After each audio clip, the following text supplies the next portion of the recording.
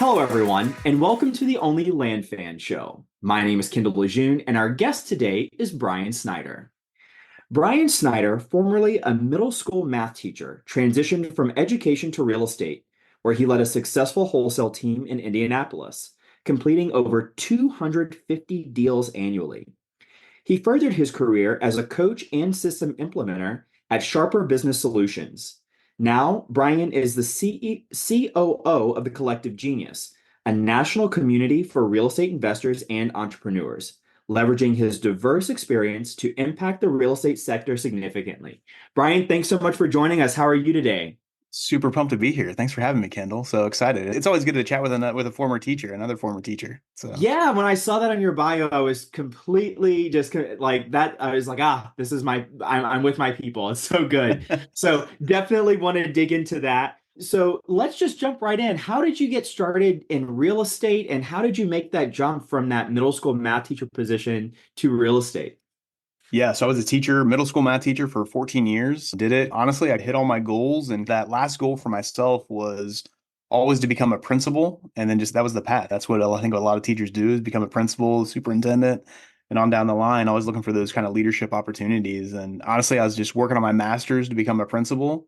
Started doing my internship to be a principal and realized that was like the worst job in the world. And it does not fit my personality at all. And realized basically any decision you make, half the people like it, half the people don't. That, like I said, it doesn't fit my personality. So just started looking for something else and looking for, something else to do. I was ready to get out of the classroom, ready for that next challenge and stuff. And a buddy of mine here in Indianapolis, I'd known for a couple of years. I knew Brett Snodgrass through church and things like that. And Brett and I would go out. We bonded over basketball, and we go out every now and then and watch a basketball game, drink a beer, and just hang out. And I was kind of talking to him one day about leaving the classroom and finding that next thing. And I was like, I think I'll teach for one more year and just do something else. I don't know what that next thing's going to be. At the same time, his marketing person had just left his real estate business in Indianapolis. And he was like, why don't you just come work for me? I don't know anything about real estate. I don't know anything about what you do. The common joke around our friends group was like everybody knew Brett was in real estate, but nobody had any idea what he was doing. Nobody knew what wholesaling was or what he did or anything. Yeah. So honestly, I just took a leap of faith in him and he took a leap of faith in me. And within a couple months, I was doing his marketing stuff, running his meetup here locally in Indianapolis. And I started selling deals and then moved into operations. And then eventually Brett moved into the owner's box of the business. And I sat in the EO seat for him for 2 years. At the same time, yeah, our business coach, Gary Harper, kind of reached out to me. Is man, I love coaching you and you with your teaching background. I think you'd be a pretty good coach too. So I started traveling around coaching for him and got to see the insights and the back of a lot of different businesses throughout the nation and stuff. At the same time, Brett and we were members of CG, the Collective Genius, and we've been doing that for quite a few years. So I started facilitating some of their events and then eventually got to the point where with Brett and I of just he wanted to scale the business back a little bit. Real estate was changing.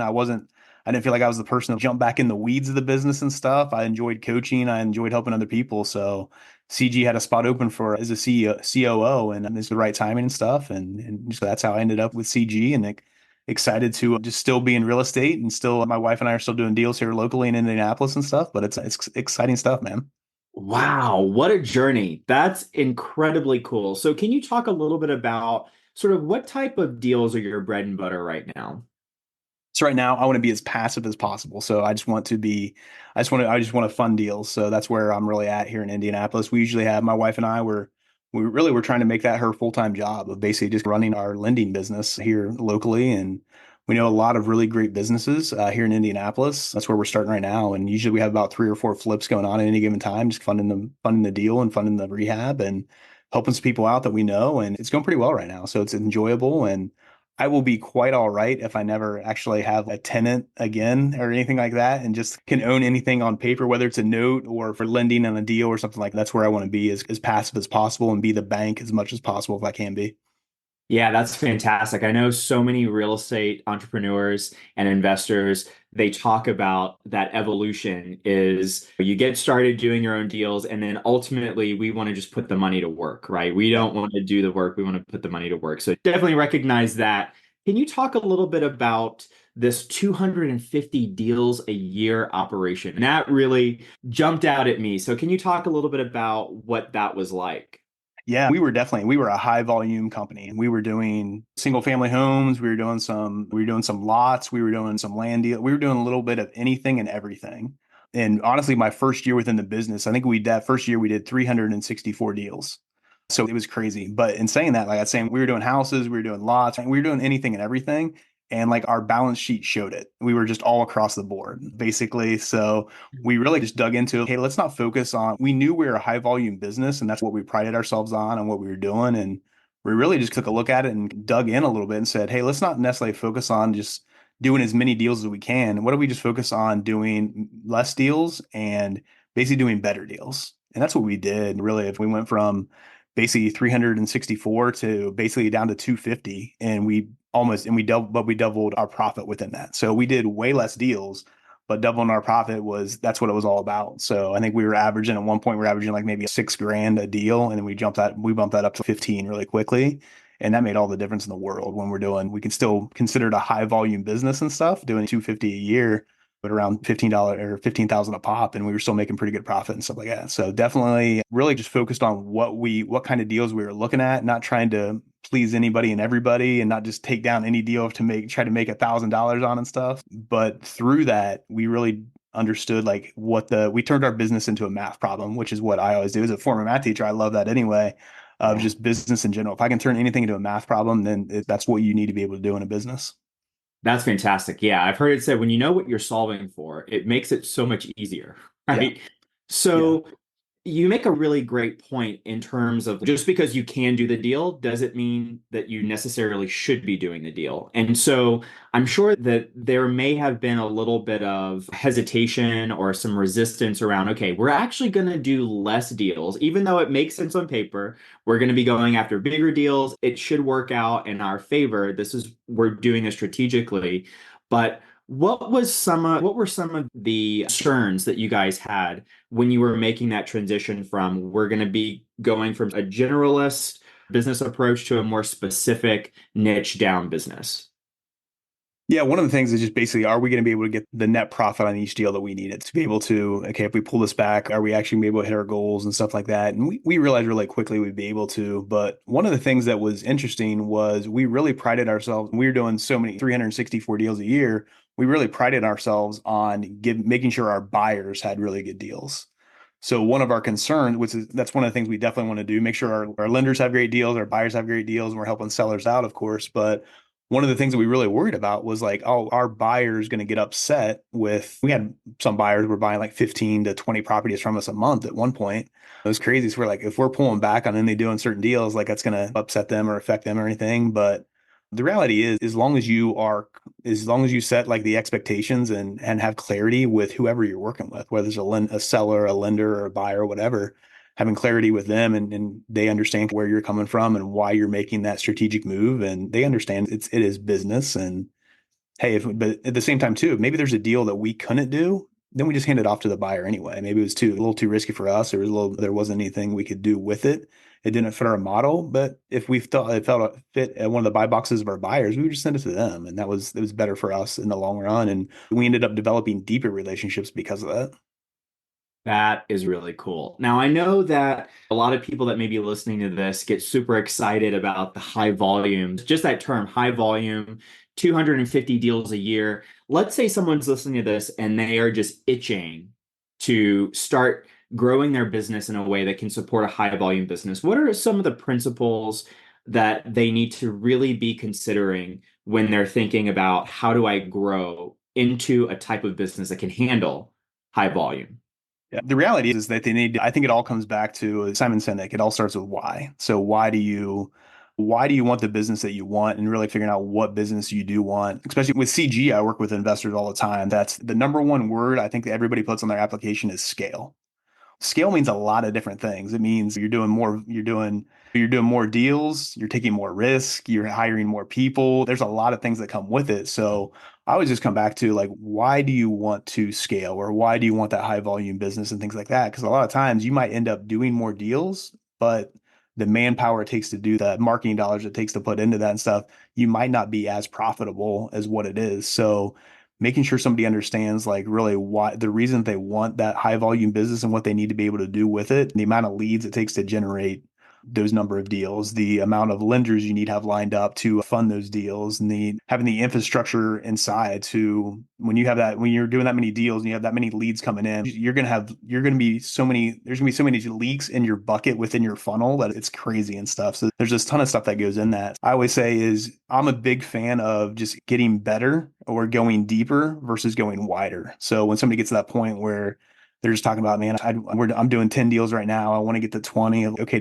I always come back to, does that make sense to you? Number one, can you do it with the infrastructure you have? How many people does it take to do that? How many more dollars does it take to get to that point? And then can your business basically support you doubling your business or doubling your deal flow or anything like that, which a lot of people just they don't think about that. They just say, oh, I just want to do more deals. Okay, are you going to be happier doing those deals? Yeah, that's a really good point. I think, especially when I was bringing you to the real estate business some 12 years ago, I thought, okay, I've got a system going. Now I just need more input so I can get more output. But that's not necessarily always the case whenever you're trying to grow your bottom line, right? Like you mentioned, you can do the same amount of deals, maybe even less deals, just bigger margins. Yeah. So, you mentioned that you guys actually started going after bigger deals. So is it as simple as just like flipping a switch and saying, okay, we're just going to change our criteria when we're starting to source deals? Or what types of changes did you guys have to make to your business model to support these larger margin deals? Yeah, so I think it all starts with the marketing that you have to have the right data. So do you have the right data to go after the type of properties that you want to, the type of, whether it's properties in single family or whether it's multifamily, whether it's land, whether it's lots, whatever it may be, basically having the data that you need to generate those leads that you want and stuff. And then having coming into that, do you have the lead management structure? Do you have the process in place to handle those leads once they are coming in for it? And the biggest change for us though, we were pretty set on the data, we were pretty set on the marketing piece. The biggest change for us was just in the sales pitch. It comes down to being able to talk with the seller, figure out what they really need and what they're really looking for, figuring out what their motivation is to really support. That's really where the margins came in. When we honed our sales skills a little bit more, that's where those deals really came into, because it's a different conversation you have to have when you're going after different types of deals and things like that. Your pitch has to change. What you're saying to the sellers has to change. And that's really where our margins really increased when we focused on that. Did you find that it was a different type of seller? Like they had different types of motivations, or maybe any kind of differences in the key demographics of the seller that own these larger deals versus the smaller ones? Hey, land fans! Looking for your tribe of serious land investors? Join thousands of your fellow land lovers in the Only Land Fans Facebook group. We're talking real deals, expert strategies, and game-changing connections you won't find anywhere else. This isn't just another real estate group. This is the community where land investors come to level up. Join us at OnlyLandFansGroup.com and join the conversation today. That's OnlyLandFansGroup.com. See you there. Yeah, it all depends on the different areas and stuff like that. And now, if we look at single family versus land, that's a completely different conversation. It's a completely different thing. You got to have the person you got to be able to. When I got into land or have land conversations, you don't talk about the land until you're like 30 or 45 minutes into you're going to talk about the weather, you're going to talk about this, you're going to talk about that before you even start talking about the land. So really just having the patience to deal with a different type of seller was huge for us, and understanding the types of conversations you had to have and things like that. There was definitely a lot that changed within the seller that we were experiencing, but then also the conversation we were having. Yeah, that's really good insight. Now, you've had the unique experience to be able to coach many different types of investors in different types of niches. You've been around lots of different business models. We are seeing quite a few house wholesalers move into the land space recently. I'm one of those people. I had a house wholesaling background before I got into land. I finally saw the light, if you will, and I've been in land for about 3 or 4 years now. But the question that I have around house wholesalers and how we see those people moving into this market, what are some of the things that you are seeing that household sellers, like the skills that they have, or maybe the approaches or strategies that are doing really well in the land industry right now? Yeah, I think it comes down to marketing. Really, when you're starting off in wholesaling, it's a marketing and sales business. It's not necessarily about the real estate. It's the marketing and sales side of things. When you have that figured out and you have that process dialed in for that, you can turn it around for anything. So you can go after multifamily, you can go after lots, you can go after acreage, you can go after a little bit of everything. Yeah, I see a lot of that now too. And then it's also just where the opportunity is. It's where people can, it's what's out there. If I know, for example, if I work for some pretty solid data providers, and within their data, I know if they have land, if they can source land as well with their data, like why not? I'll take that on. Yeah, if I'm already marketing to sellers, I'm already doing this. Go ahead and give me those land leads as well, so I can go ahead and market to that. Because there's, especially bring it back to too, when I'm in a room, the collective genius, and I'm talking to all these different investors, and I have somebody beside me that is talking about just a land entitlement deal that he just did. I know more, hey, in my market, I can probably find a piece of land that I can partner with this guy on. And all of a sudden that $20,000 wholesale fee that I maybe would get, or that $100,000 land wholesale deal I might get, I can turn into a land entitlement deal. That's a whole different story. And there's a lot bigger margins on that. So I see a lot of people just going, and where is the opportunity and what is out there?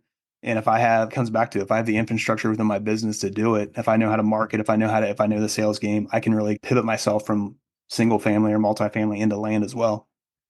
That's a really good nugget. I think that I'd be interested to see land investors partnering with these wholesalers that have these marketing strategies and systems up and running and say, hey, listen, I know that you don't know anything about land, but this is what I'm looking for. If you can go out and do this and partner, like we can make some big money happen, which is a really cool thing, right? So, in addition to the marketing, what other types of maybe strategies, skill sets, that land investors could really borrow from the house wholesaling or maybe even multifamily space that could really help to elevate and grow their business? Yeah, really what it comes back to, us mentioning before, it comes back to, it starts off as a sales and marketing game, but really what it turns into, it's a people game. It's understanding like how to, I see what a lot of people that get into real estate, whatever it is, whether it's land, whether it's single family houses, multifamily, whatever, anytime you get into it, what usually happens is that they're starting off as they're a hustler. They're going out there and they're hustling. I'm sure you've been there before, Kendall. I'm trying to wholesale. I'm looking for that next deal. And you're just hustling, you're going after it and things like that. All of a sudden you're like, okay, I'm going to hire a virtual assistant, or I'm going to hire a lead manager. And now all of a sudden you got two people working with you. And now that eventually turns into, okay, I'm going to go ahead and hire an acquisitions person, or I'm going to hire an executive assistant. Now you have a team. You're somebody that basically went from a hustler to a solopreneur to an entrepreneur business owner running a business pretty quickly.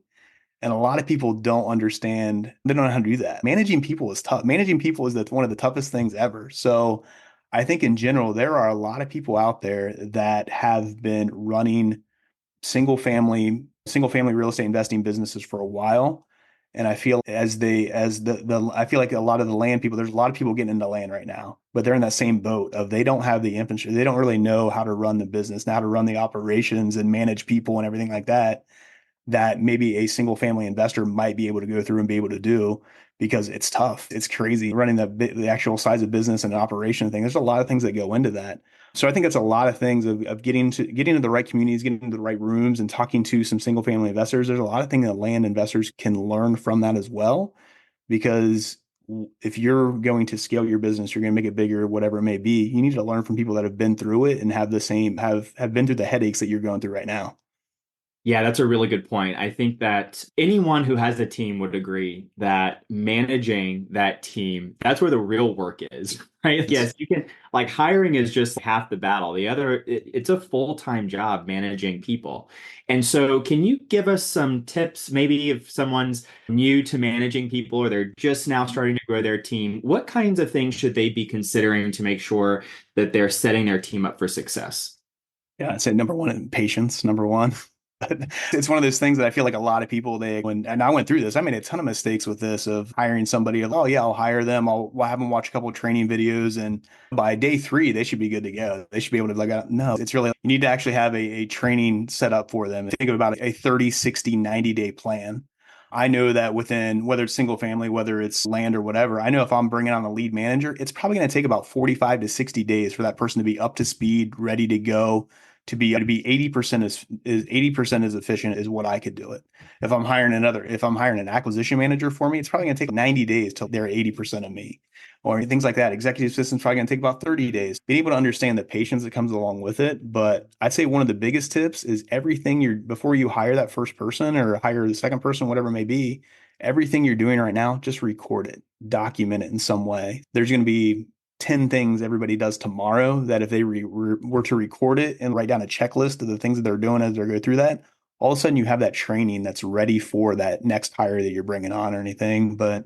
And then come back to what I just said, at the beginning, is just being patient with them too. It's not going to happen overnight. It's You're the owner, how to do these things. You're the person that's been doing it, but this is somebody that's probably coming in from something else and realizing it's going to take some time to get them trained up. And really it comes down to too, I will say, I just had this conversation today. When you're hiring somebody, you're going to pay for that person in two ways. Either you're going to pay for it with time or you're going to pay for it with money.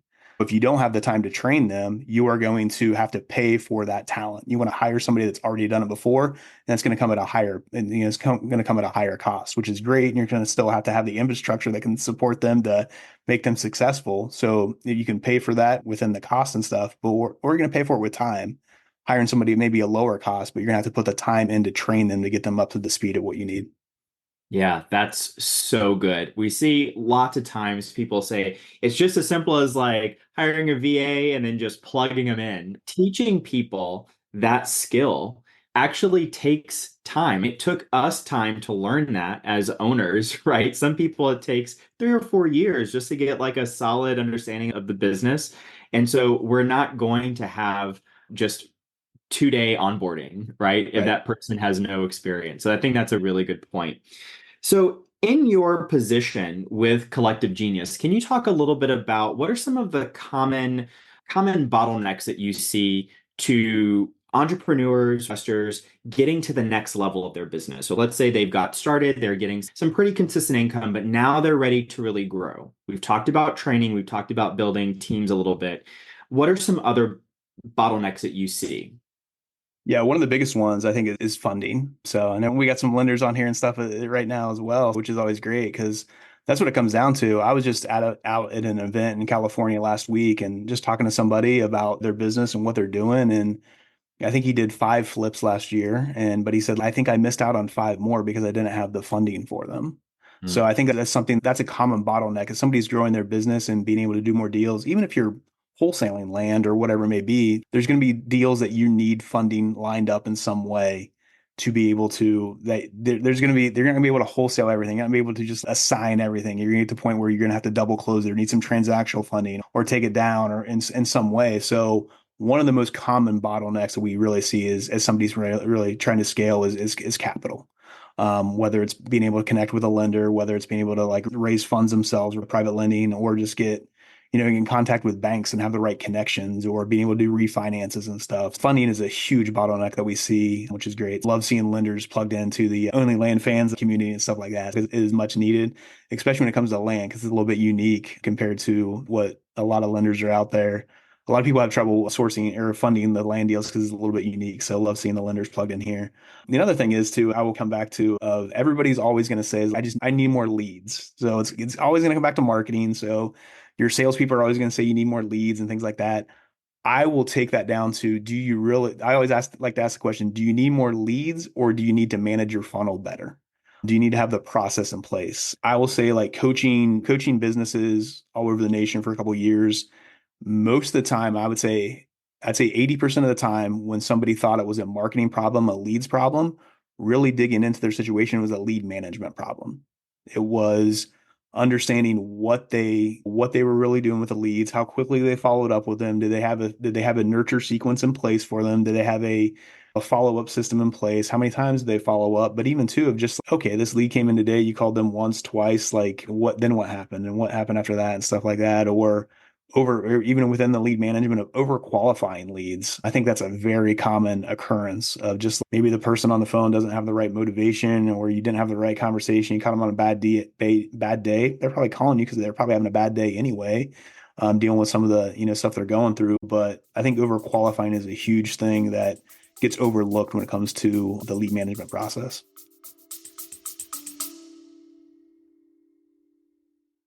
Listen up, land fans. This is huge. We're bringing you the one and only Pace Morby, star of A&E's triple-digit flip and the mastermind behind $450 million in real estate deals. He's coming to our virtual meetup on Thursday, December 5th to share how he's applying his creative financing genius to land deals.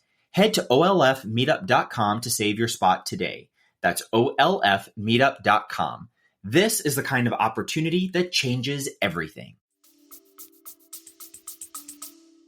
Yeah, those are some really fantastic points. The money is in the follow-up. Like, my gosh, I know it's so like attractive and exciting to get like fresh leads because they're like uncharted territory. We don't know anything about them. And it could be one of those leads is our next big deal. But the truth of the matter is lots of people have deals sitting in their pipeline that if we just followed up with, like I know that I have been guilty of that before, not doing the amount of follow-up that's needed, especially people coming from a wholesale background to like maybe a land background where land just moves a little slower in some markets than houses. Yeah.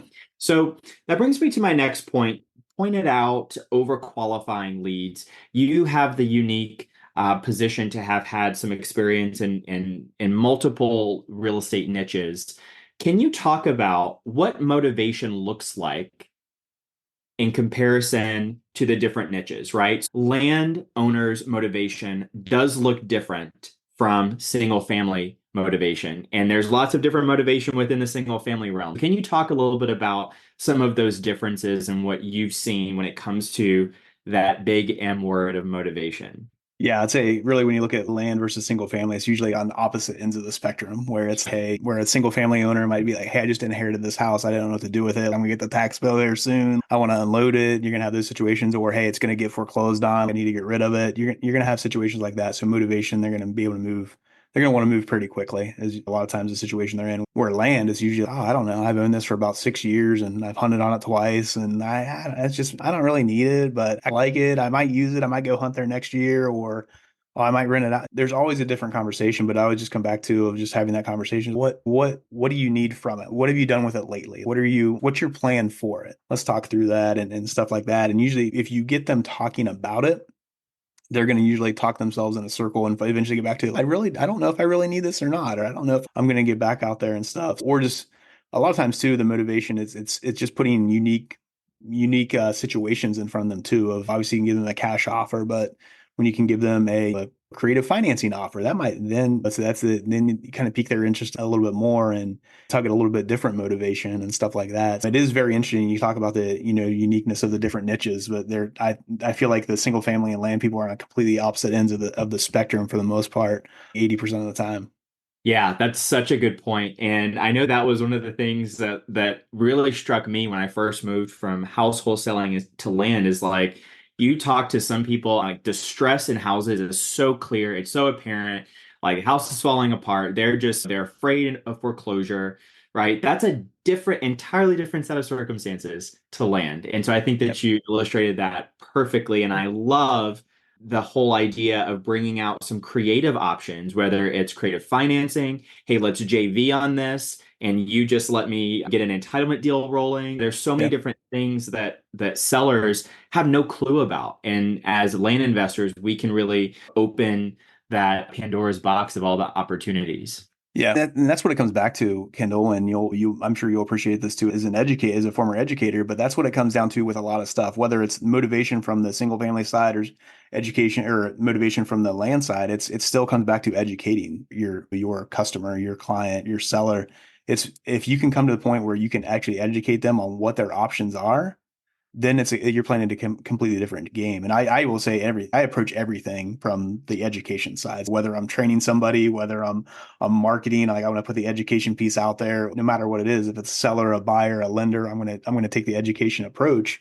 But that's where when it comes down to whatever their motivation is, they're in the situation, they have some type of motivation because they don't know what their options are.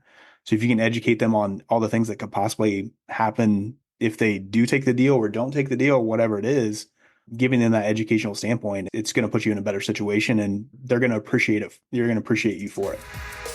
If you're enjoying this episode of the OnlyLandFans podcast, please let us know by subscribing and leaving a review. Now let's get back to the action.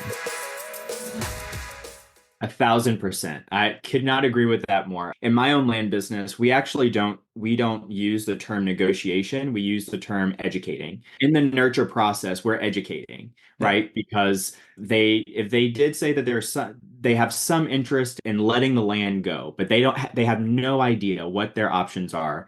That's fantastic for us because then we can come in and through the process of education, we're not only building authority, but we're also creating motivation for them to say, hey, I really would like to get like a cash flow on my land. It's just sitting there. So I love that. That's perfect, beautiful point. Now, the topic of the headline that you sent in for our talk today was don't just plan and set goals for your business, use a winning implementation formula to attack them. So, what I'd love to do is talk a little bit about how do you go from deciding what your goals are to then creating an implementation plan? Can you give us a 30,000-foot view of that and some actionable steps that we could take to start putting goals into action? Yeah.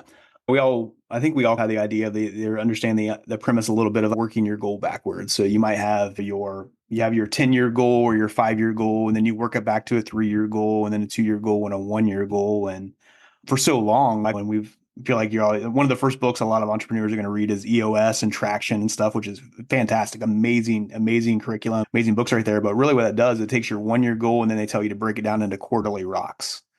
And that's where a lot of people stop. And honestly, that's the easy part of it of like, okay, these are my goals for this year. Now I broke this. Now I have quarterly rocks. I have my goals for the rocks, but then what are you going to do to implement those rocks? I think that's where a lot of people fall short. They're like, okay, I have my first quarter goals. Here's what I'm going to do, but they stop there. What you need to do from there is really break it down even more and even take it down to monthly, weekly, and things like that. So one of the things that we've really done and has really helped us out a ton, we always just found ourselves getting to our quarterly goals. And we always came up, if we had 8 quarterly goals, we'd always come up short on 2 of them.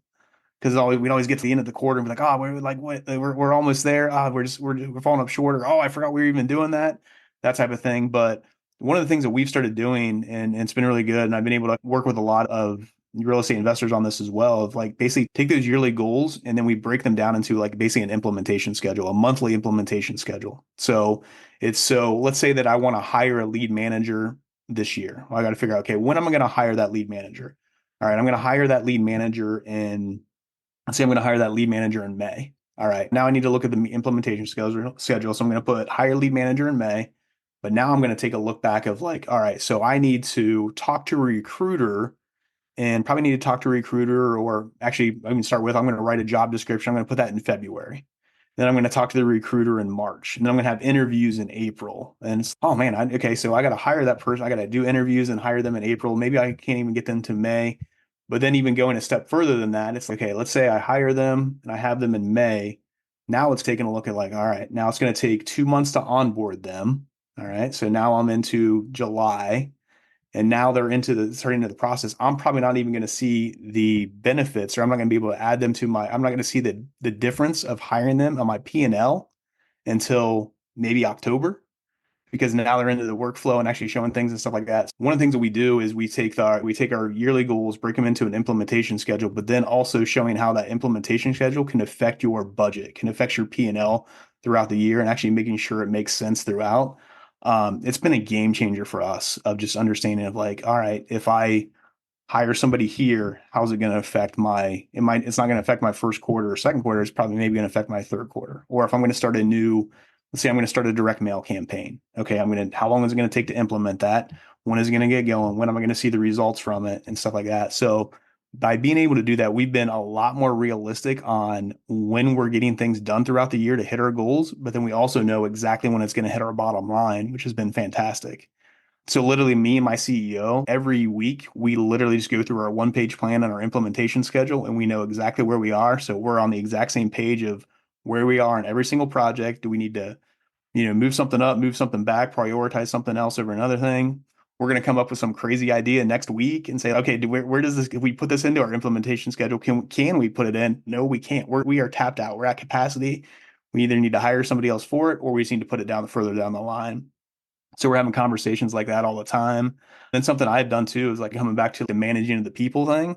Everyone on my team basically has their individual implementation schedule as well. Our director of marketing, he has his own one-page plan with his own implementation schedule. So when I meet with him on our same page once a week, we literally doing the same thing, just going through his implementation schedule. All right, where are we at with this project? What's going on with it? Do we need to move it up, move it back, prioritize something else over the other things? And being able to take that, it seems like such a small thing, but thinking it just going where knowing where we were with just setting quarterly rocks to actually having a monthly implementation schedule, it's completely changed the way we look at business and putting us on pace for what we know we're going to do. And honestly, just even coming back to the budget thing, by doing that, I think we came within, with what we projected and where we ended up, we came with like in $60,000 of our final like P&L at the end of the year and stuff. So we were like right on pace for it, which was amazing. Yeah, that is so cool. I've heard the idea of tying action steps and action items to goals, but I love that idea of let's take a look at some projected P&Ls and what that would look like. And because that's what we're doing this for, right? It's not Yeah. just, oh yeah, I love marketing. The reason why we market is because we want it to affect our bottom line in a positive way. So can you talk a little bit about expectations and the role that plays when setting goals? And so what I mean by this is for people that are familiar with traction, where they say, okay, we're going to break it down into quarterly goals. Let's say the end goal in this example is to make $1 million this year. What does it make sense to say, well, then I'm just going to mathematically break it down. There are 4 quarters. We're going to split $1 million into four, and we're going to make $250,000 our first quarter, and second, third, and fourth, and we'll hit 1 million. Is it that easy, or what do the expectations actually look like, realistic standpoint? Yeah, I think that's what a lot of people do, but realistically, you're probably going to do something throughout the year that's if you're not doing 200, if you want to make $1 million and you're not making $250,000 at the end of the year, you're probably not going to make $250,000 in Q1. So Right. understanding, okay, I know that with what we're doing or what I have projected right now, maybe I'm going to be at 150 by the end of Q1. That's what we've been used to. That's what we're doing. Then it's okay, what am I actually going to do to what am I going to put in place? Am I going to put people in place? Am I going to put strategies in place? Am I going to do extra marketing, extra sale, whatever it may be? What am I putting in place throughout the year? And then basically being able to see the increase throughout based off of what you're doing. A typical year for us, or in that situation, it might be 150 in Q1, then maybe it is 250 in Q2, but then it gets up to 350, and then it increases throughout the year and stuff like that, which is a lot more realistic when you're looking at things versus just all right, there's 4 quarters in a year. Let's just divide it by four. And that's what it is.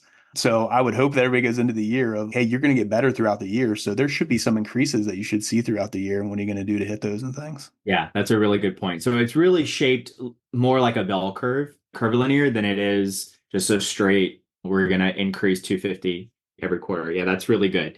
I wanted to chat with you a little bit about how do you go about deciding what type of business you want? You started off the interview by talking about what type of business do you want? If someone's listening to this and they've been a deal shop, meaning they've just kind of ragtag put together deals and done deals, and now they want to start creating a business around it.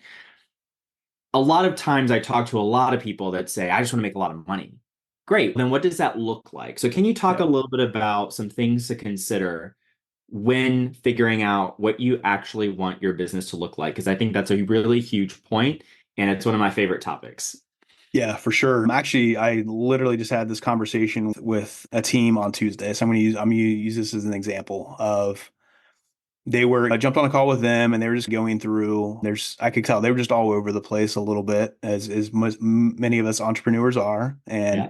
they were talking through, they've done some wholesale, they've done some flips, and actually they've done a couple land deals and stuff like that. They've done some new builds and they couldn't quite figure out, they were having trouble with marketing, and they've been talking to a lot of ad agencies and marketing agencies, and they were talking to them about, hey, maybe you should get out of Indianapolis and maybe you should do some stuff virtually and things like that. Okay, yeah, it makes sense. You could pick up more leads, and we could build a team there. We could, reproduce what it is. But so they were telling me this, and really what it came back to is getting to your point of figuring out what business you need. That's what it all comes back to. I just had that conversation with them of like, what's the end goal? Like, why did you guys get into this? What is it all about for you?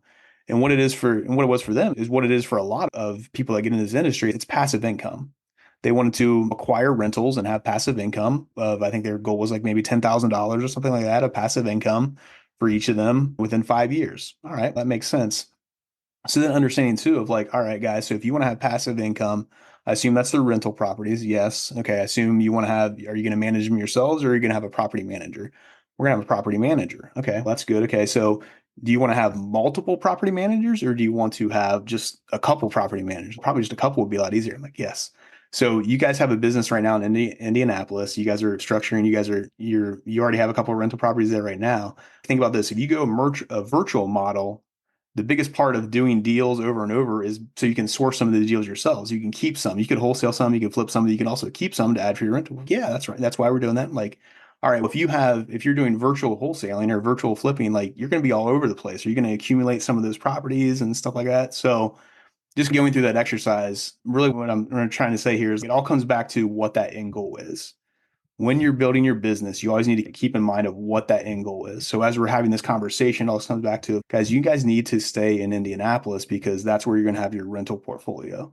Every decision you make on your business needs to come down to how are you going to have a rental portfolio to earn $10,000 passive income through having rental. Like every decision you make has to come back to that. We're gonna get sidetracked. We're gonna do some other things like that, but everything has to come back there and stuff. So when somebody's going through that thing of just coming back of what kind of business do I want? How am I going to grow this thing? What am I going to do?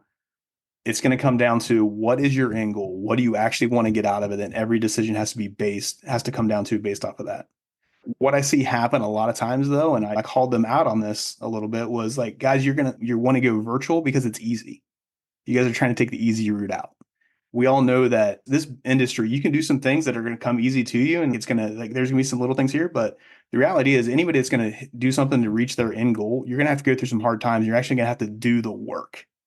It's not just going to come here and there. You got to do the work to it. It says, guys, you actually do what you need to do to get to that end goal, do it right here and stuff. So I'd say that's when people are figuring out what kind of business they want, it always comes back to what is your end goal? What do you actually want to get out of it? And then what is the work that you need to do to get there, and try to take as less shortcuts as possible, even though that kind of sounds like it's going to take a little bit longer. The reality is when you put the right processes and systems in place, you're going to get there a little bit quicker, and it's going to be a lot more fulfilling, and you're going to actually have something that you're proud of.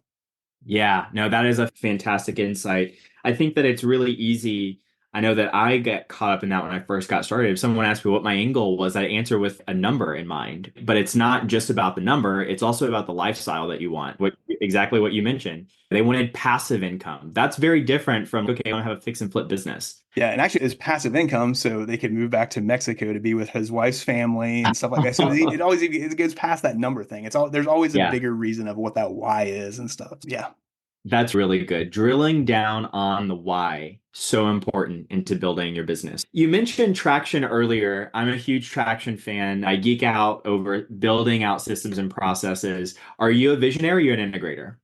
I am more visionary than integrator. So Yeah. I have to I'm sitting in the operation seat, but I have to push myself to be as process oriented as what we really need. If I look at, I'm a big fan of the personality assessments, stuff like that. I'm a big fan of the predictive index. If you look at my predictive index, I'm a promoter. I'm somebody you should probably never hire for as a typical COO on paper, but I have the transferable skills to, as being a teacher, I'm organized, I'm creative, I can do all those kind of things and put it together. Also have the background to do it. But what that is, though, I know I have to put myself in that box to do that a little bit more and focus on that a little bit more. And if you're ever looking at somebody's personality assessments, hiring from them, it doesn't mean they can't do it. What it will tell you, though, is like how long they can do it. So there's certain things I know when I'm I'm completing the systems, I'm completing the processes, I have to catch myself and be like, all right, I need to go have a conversation with an investor. Like I need to go talk to somebody and talk about what's going on in their business because I need that interaction. I need to get out of just the paper stuff and get off the Zoom a little bit and go talk to somebody. Yeah, that's a really good point. I love that. How long they can do it. I consider myself a textbook visionary, but I'm also a functioning integrator. I can integrate systems and processes if I need to. But when you said how long you can do it, as soon as I set it up and I see that it's rolling, I'm like, okay, I need to get out of the weeds because this is not my jam. So completely get that. What would you consider to be your superpower? Yeah, I think my superpower is connection. So I love just connecting with people and connecting people. So just really enjoy that. It's something that I think it stems back from growing up. I feel like I was missing part of that a little bit. We've talked about that a lot of times at CG of basically, hey, what were you missing in your childhood and what can you get out of this community and stuff like that. And that's one of the things I feel like I was missing. I never knew exactly what I could do or what I could be. Or that's why I ended up being a teacher. My mom just one day, I was like, I don't know what I want to do when I grow up. She's like, why don't you be a teacher? And that's why I became a teacher essentially. But I never knew what I could do or what I could be within my life. So I think it's one of the things I really enjoy doing is connecting people with. So if I hear you talking about something that you enjoy, something that you like, or something you're interested in, I'm going to connect you with some people that are like that just to spark your interest and get that going to see if there's something else that can come out of it, help you fulfill your dreams and stuff like that. So that's what I really enjoy doing is just connecting other people. I love that. So someone that's such an important skill too in our industry is connecting and making connections. So if someone's listening to this and they're struggling with that and it's not their strong suit, what are a couple of tips you can give them to say, hey, maybe this is a resource you could check out. This is an exercise you can do to help them beef themselves up in the connections area? In the connections area, I feel like I think it's just expanding your circle a little bit. I guarantee they have a circle of 3 people and try to get that circle to 5 people and then try to get that circle to 7 people. Just try to increase it a little bit more and a little bit more. I'm somebody too. I'm not a great networker. I'm not good at it. I don't enjoy it. It takes a lot of energy out of me and stuff like that. But I enjoy talking to people so I need to have like deep, meaningful conversations with people. But it's just, I had to go through that and just expanding my network little by little. And that made all the difference in the world.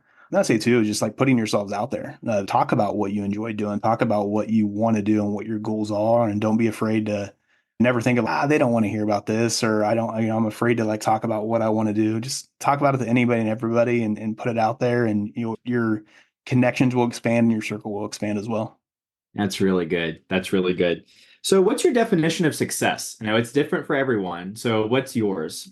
My definition of success, I think number one is just that make sure that my wife and I we reach our goals that we want to together. So that's always my number one thing. What I always come back to is, are we on the same page? Are we going to do everything that we want to, that we want to accomplish and that we want to hit? I'm a little bit different when it comes to, I'm somebody that I still struggle with, hey, what is your purpose? What is your goal and stuff like that? Like I struggle with that. I still struggle with that day to day, because what I found that I'm good at is I'm really good at helping other people reach their goals and hit their success and stuff. So Mm. I've realized like success for me is helping other people hit their limit or figure out what success is for them and stuff like that. I would say that's like my internal of success and stuff like that. So it's outwardly, I'd say in general, success is being happy. I just want to be happy. If I'm happy with what I'm doing, I'm going to consider that success. That's a little bit of a cheesy answer. That's who I am, man. Yeah, it's great. Life's too short not to be happy, right? Yeah. Like you enjoyed the journey a lot more. I love that. Are there any authors, entrepreneurs, thought leaders that you like to follow? Who are some of your favorites? Yeah. Luckily, I've been able to work with 2 of the people that there are 2 or 3 people that I really respect. And like, I owe a lot of my success to. Come back that the success word. Brett Snodgrass is he's one of my mentors, one of my role models, super successful investor here in Indianapolis, but just a great family man, a great man of God and things like that. So I really look up to him. Does an amazing job. And then Gary Harper as well with Sharper Business Solutions. He has a couple of books out there right now. He's an amazing author, amazing person, amazing human being. He's made such a huge difference in so many different businesses and stuff. And then right now, my CEO, Jason Medley, is just somebody. I've been very blessed to be able to work with Brett, Gary, and Jason on. They've really helped my trajectory, helped my business career, helped me grow as a person, helped me grow as a man, helped me grow as a husband, all those things. So with what Jason's created now with NCG and everything he's doing for all these different entrepreneurs, all these different real estate investors is just amazing. Within my circle, those are like the 3 people that I really just hold to a higher standard, upper level. Outside of that, it's John Maxwell. Anything with John Maxwell, I love listening to. I really dig into. It's a leadership thing that I think is I always thought that growing up, I was always like the captain of my sports teams or president of my class in high school, or president of my fraternity in college. I was drawn to leadership skills, and I always said, "No, I was a born leader." That's crap. That's not true. Nobody's a born leader. Like it's a skill that you have to develop. So John Maxwell is somebody like I 100% just look up to, and I just devour anything that he writes and stuff like that, and love his podcast and everything. So he's definitely somebody I look up to. So good. Yeah, I'm a big John Maxwell fan as well. I was one of those leaders all throughout school as well. And when I found John Maxwell, I was in high school. Yeah, it's pretty game changing. Yeah. Good stuff. Good stuff for sure. So, what is one of the biggest surprises you've had on your journey in the real estate space? I say the biggest surprise, honestly, I think it comes back to maybe the first week I was working with Brett. I was just like, how is this? like, how is this business possible long term? Like, I didn't understand how many, like looking at like, how are there that many houses? How is there Mm. that many, how is there that much land? There are like this, like real estate investing is gonna, it's here to stay. It's not gonna go. There's always gonna be houses to be sold. There's always gonna be land that needs to be bought. It's always gonna be there. So I think that was like my first click of, oh man, this is like unlimited to be scalable of what you can actually do within the real estate space. The next thing within that kind of falls in the same realm is there's so many different things. There's so many different ways that you can earn a living or make money, build a business through real estate. So it's not just as simple as, hey, I'm going to list a property and sell it, or buy a property and flip it. There's so many different ways that you can generate money and stuff like that. So it was so cool to see that, of even if you take a single plot of land, there's so many different things. There's so many different ways that you can buy it. There's so many different ways you can sell it. There's so many different things you can do with it. So it's really cool. And that really pulls at my, like, the creativity, like, part of my mind of just like opening up and figuring out like what's the best situation, or what are all the types of situations for it, and then taking that and turning it into a math problem of what is the most profitable thing I can do with it. And then you can also look at it as passion wise, as what is the most like impactful thing for the world that can do with it as well. So when you're looking at real estate, there's the creativity side, there's the analytical side, and then there's the impact side as well that you can do with things. Yeah, I love that so much. What a great mindset shift in that abundance mentality of there will always be deals. There will always be deals. We hear a Yeah. lot in the space, is land getting too saturated? Wholesaling's too saturated. But I love that simple mindset shift of there's always going to be deals out there, especially if you're creative, right? Yeah. Like that's really the juice, I think. There's always going to be deals out there. Sometimes we have to get better in order to get Yeah, some of those deals. They're just getting absolutely. more competitive and stuff. But a lot of times it's no matter what we're doing right now, we can always do it better. So real estate were a reminder of that pretty quick. So good. Absolutely so good. If you could go back and tell yourself three pieces of advice when you were just starting in the real estate space, what would they be? Three pieces of advice when I was just starting in the real estate space. So I'd definitely be, number one is document everything. Like I was saying before, if you're going to train anybody, just document anything and everything. Have the systems and processes in place. I'd say number two, never stop talking about finding money. Always make sure that you have money available.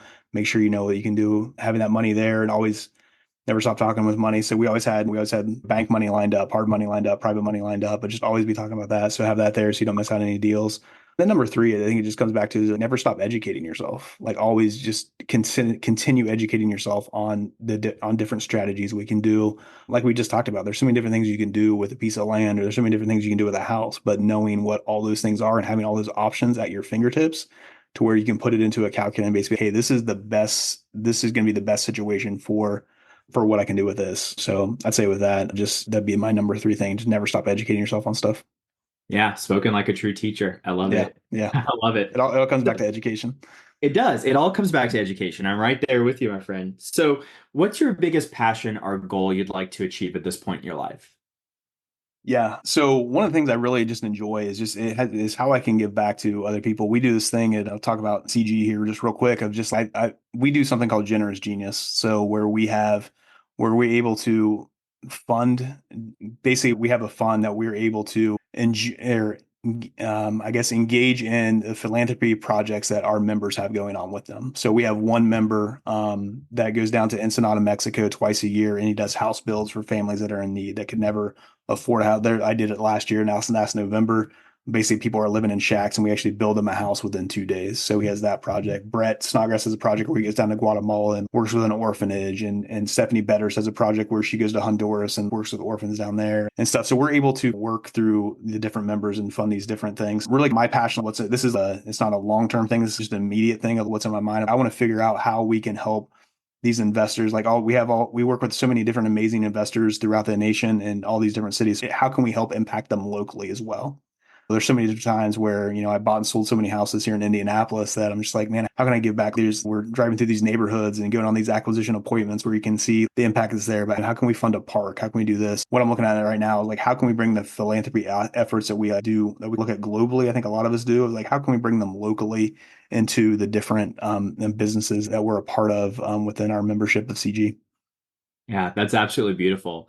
Can you talk a little bit about your approach to philanthropy as it relates to your business? Like how Yeah. do you merge those two things as an approach? I think it's one thing of just like we were talking before about just growing as a team and building a team and managing people is a very tough thing. One of the easiest ways, or I think one of the best ways to engage your team and build cohesiveness with them is to serve with each other. So there's one part of philanthropy of being able to write a check and be able to get something done. But when you actually go out there as a team and serve together, it forms a completely different bond, which is pretty impactful. A little bit ago, I mentioned the going down to Ensenada, Mexico, and building some houses down there. It's funny is I went down to Mexico twice last November. One of them was with a group of people that it was a fun trip. It was we were at a ridiculous house, had a pool, had a staff that served us drinks and made ridiculous food and stuff like that. That was one experience. I had this other experience with a different group of people that I was able to build a house with and see that and not just work with them, but also see them with their families, with their wives, with their children, stuff like that. Two completely different experiences, very close together and stuff like that. And I will say that I'm closer to those people that I went down and served with than I think I am the other people too, just because of the experience. It's completely different when you're doing something and you're serving together and helping other people out, the bond that forms. So if you're able to do that with your team and with the people that you work with, it's going to help you guys get to that next level. And it comes back to too, if you can have goals around money and around like net profit and things like that. But if you also have goals that are built around serving others and making the world a better place, your team will be better for it. Beautiful. I love that. That's really cool. I know I've worked with a lot of different investors and I love seeing the differences in the companies and not saying one's right or one's wrong, but there's definitely a difference when you see service as a core value in some of the companies, whether it's service in the way that they handle their customers on the buy side and the sell side, or service on the team, or service somewhere in the community or even globally. But I definitely think that there is something to it, just brings a different element to it that makes it a little bit more meaningful to different people. It makes it a team when you have a core value around service and you actually are hiring and firing with your core values in mind around service and stuff like that. You're actually going to have a team. They're going to work together. They're going to help each other out and things like that. So it makes a huge difference. Yeah, there you go. There's a nugget, right? Like, how do you build better teams? Start building around service. That's a key component. I love that. I want to thank you so much for giving to us today, Brian. This has been absolutely fantastic. What are you currently looking for in terms of connections or resources that we can give back to you? Yeah, I think my big thing right now is I want to connect with people that are in that mindset of, hey, I know how to do deals and I have an established business, but I'm ready to scale it. I want to get into a community, or I want to find my people. I know that's where a lot of us are, is especially growing.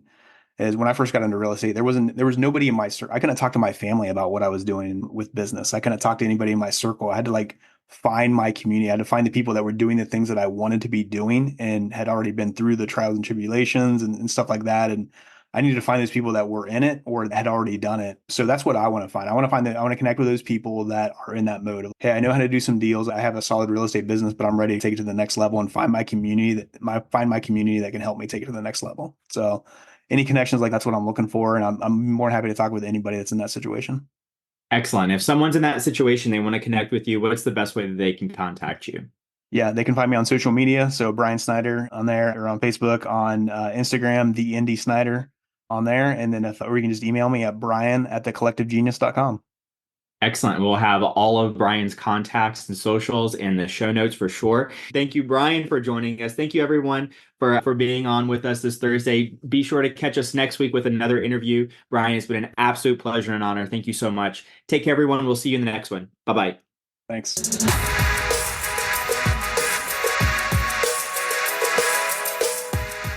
If you're interested in hearing from other seven-figure land flippers about how they've started and run their businesses, then join us at OnlyLandFans.com. Looking forward to seeing you there.